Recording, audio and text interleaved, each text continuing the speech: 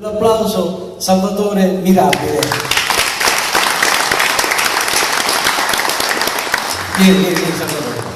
Salvatore è uno dei poeti, diciamo, più, potremmo dire, più noti in Sicilia, ma anche nel contesto nazionale. Tra l'altro è curioso il fatto di aver allestito proprio in una sua villa, perché ha preso una sua villa, era destinata, immaginate, a un museo etnoantropologico, tutto fatto a spese sue. Un pazzo.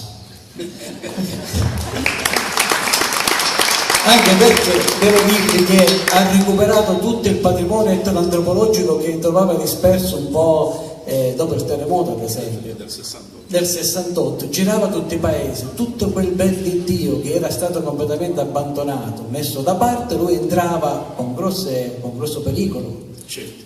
Entrava in queste case, recuperava questo patrimonio e quindi se lo portava nel museo. Oggi quanti pezzi c'è? Ma non si può fare il conto, sinceramente. Abbiamo l'inventario, però non ti so dire quanti pezzi sono. Dico, ma c'è di tutto, c'è dagli attrezzi agricoli, quelli artigianali, un patrimonio immenso. Sì, senz'altro. Dunque, io che devo dire? Io ringrazio innanzitutto il sindaco e anche l'assessore per questo invito, ma soprattutto ringrazio l'amico Mario e l'amico Pippo che mi hanno invitato a partecipare a questo evento. Un evento che mi è molto piaciuto, nel senso che l'emigrante è stato un tema che sempre mi ha affascinato e ho scritto alcune poesie riguardo questo fenomeno che si sviluppò tanti anni fa. Io direi di iniziare subito con la poesia, perché con la poesia riusciamo meglio a conciliare le tue idee naturalmente, i sentimenti che sono legati al problema dell'emigrazione.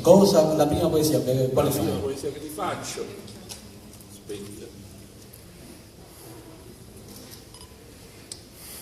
è partero l'emigrante,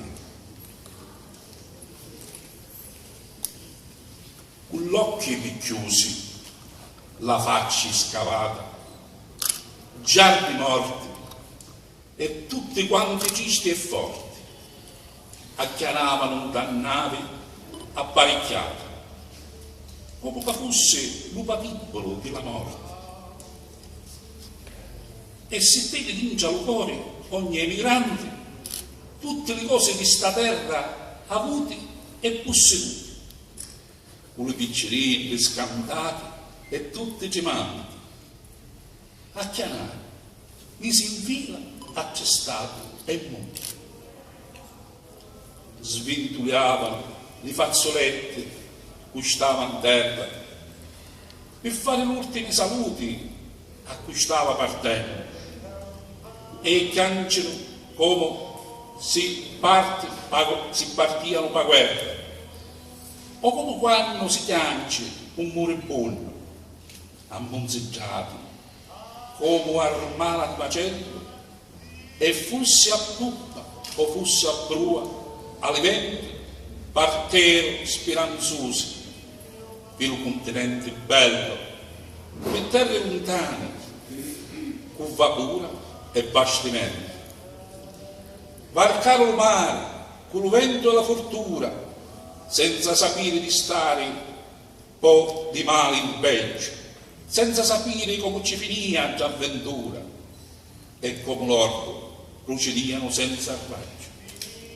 E fanno con i suoi figli l'unico gran tesoro, amando sempre la terra, giunge una vino, che si mangia i suoi figli, sto gran solo caro, un ne sudano tanti e uno solo campa buono.